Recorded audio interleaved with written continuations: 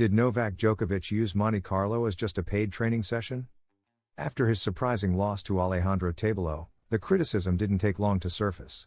But one comment, in particular, has sparked debate, that of former world number 1 Andy Roddick, who harshly questioned the Serbian's commitment at the Monte Carlo Masters 1000. Today, we look back at the controversy surrounding Djokovic, what Roddick said exactly, and why, despite everything, no one dares to count him out for Roland Garros. Djokovic's defeat to Chilean Alejandro Tabilo in Monte Carlo stunned the tennis world.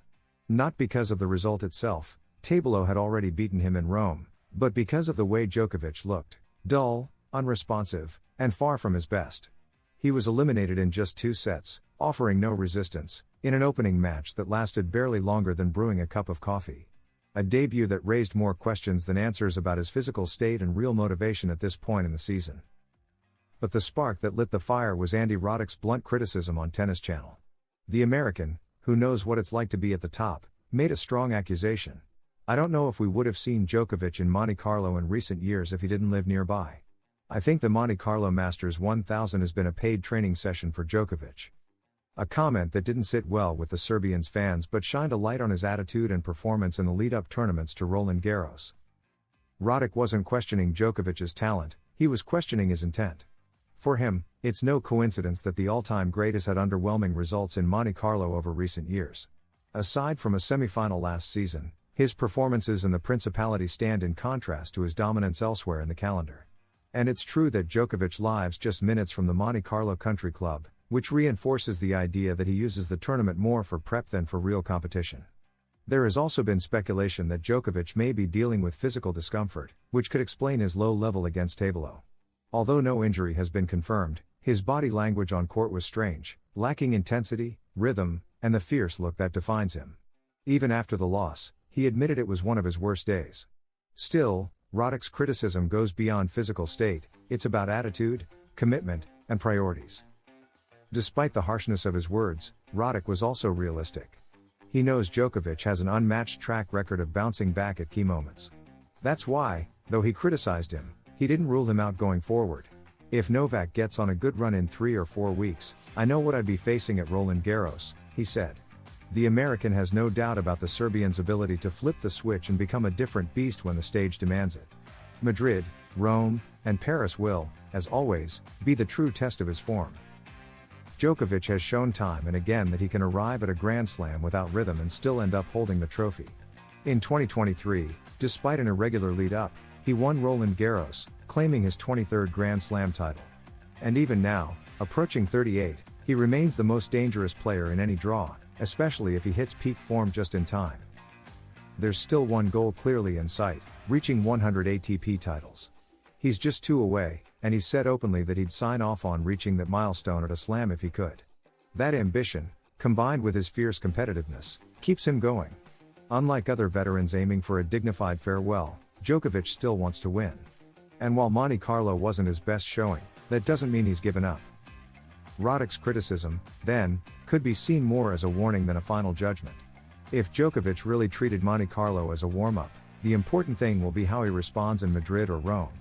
That's where we'll know if he's strategically pacing himself to peak at Roland Garros, where, by the way, he's nearly unbeatable when he enters Grand Slam mode.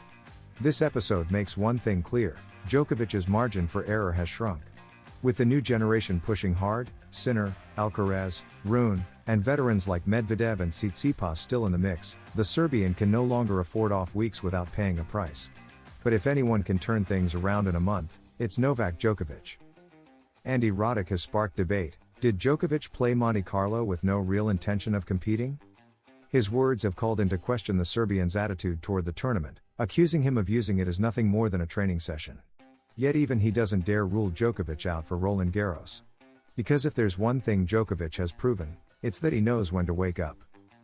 Monte Carlo may have been just a poor performance, or a silent strategy. We'll find out in the coming weeks. The only sure thing is that as long as Djokovic is on the tour, no one can feel safe. Novak Djokovic has surprised the world, but this time, not with a title, but with an apology. After his painful loss in Monte Carlo to Chile's Alejandro Tabilo, the Serbian made no excuses, saying flat out, "It was horrible, I'm sorry." In this video, we'll explain why Djokovic is going through a period of uncertainty, what he said after his elimination, and why, despite everything, Roland Garros remains his ultimate goal this season.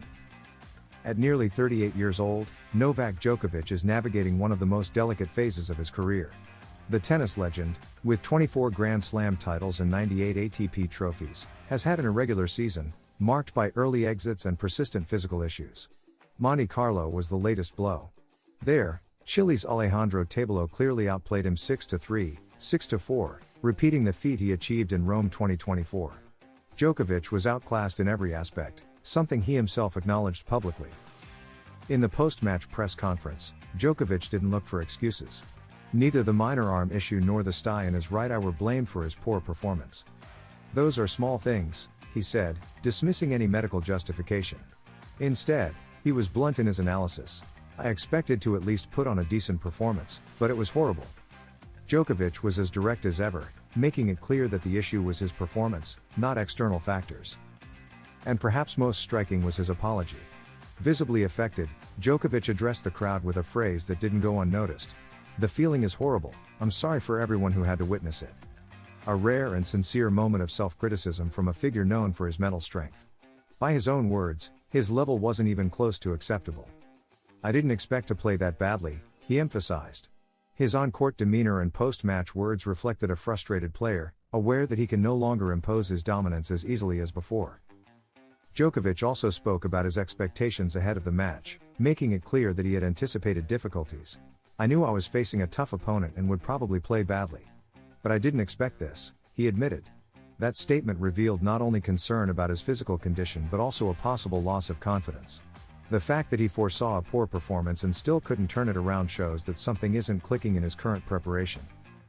The Olympic champion in Paris 2024 was returning to clay for the first time since that historic victory. But his Monte Carlo debut couldn't have been duller. Djokovic has won this tournament twice, but in recent years he hasn't shined. This time, he couldn't even impose his game for brief stretches. He was dominated from the start by a no-mistake Tabilo. For many, the loss isn't what's most worrying, it's the image he left during the match: slow, unreactive, and out of ideas. Even so, Djokovic hasn't lost sight of his big goal this year, Roland Garros. He made that clear after the match.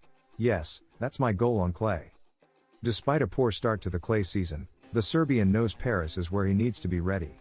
He's won there 3 times, and last year had to withdraw before the quarterfinals due to injury. This season, he wants to come back strong.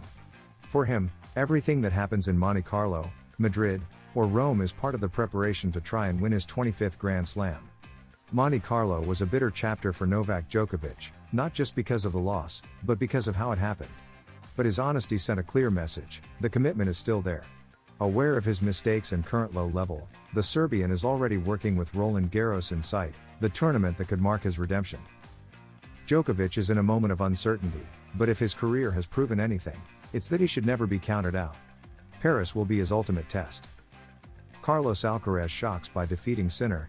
The Spanish player becomes the best of 2025 thanks to reaching the final in Monte Carlo, overtaking Sinner in the race, though he still needs to catch him in the ATP rankings.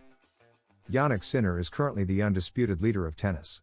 The ATP ranking shows the Italian as the clear number 1, despite Alexander Zverev and Carlos Alcaraz having a golden opportunity to snatch that spot due to his 3-month suspension for a doping case. However, neither the German nor the Spaniard were able to earn the points needed, and Sinner will return to competition still as the world number 1. But not as the best player of the year, because in the race, Carlos Alcaraz has managed to overtake the Italian. Sinner held the top spot in the season standings, despite having only competed at the Australian Open. But this year, where every tournament has had different protagonists, Jannik managed to stay on top despite the ban. Until now.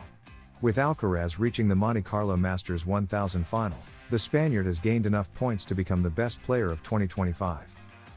Carlos Alcaraz overtakes Sinner in the ATP race. This Saturday, the world number 3 won his semifinal in Monte Carlo, defeating Alejandro Davidovich 6-7, 4-6, earning a spot in the final. With this victory, Alcaraz has 2,060 points this season, moving ahead of Sinner, who has 2,000 despite missing multiple events. This unexpected leap is a real surprise, given Alcaraz's irregular year. He's only won 1 title, Rotterdam, and struggled in tournaments where he was the favorite, like Indian Wells. But with the clay season underway, the Mercian seems to be finding his groove again, even though few expected him to reach the final after the doubts he showed early in Monte Carlo. The number 1 ATP ranking? Not just yet. However, in the ATP rankings, there's still a significant gap. Sinner holds 10,330 points, though he'll drop 400 in the next update for not defending them, while Carlos Alcaraz sits at 6,720, which he could increase by 1,000 if he wins the tournament. In the final, he'll face the winner between Musetti and de Minaur. And no matter what happens, the Mercian won't be able to surpass Jannik until the Italian returns to competition next month at the Rome Masters 1000. So, for the ATP top spot, we'll have to wait.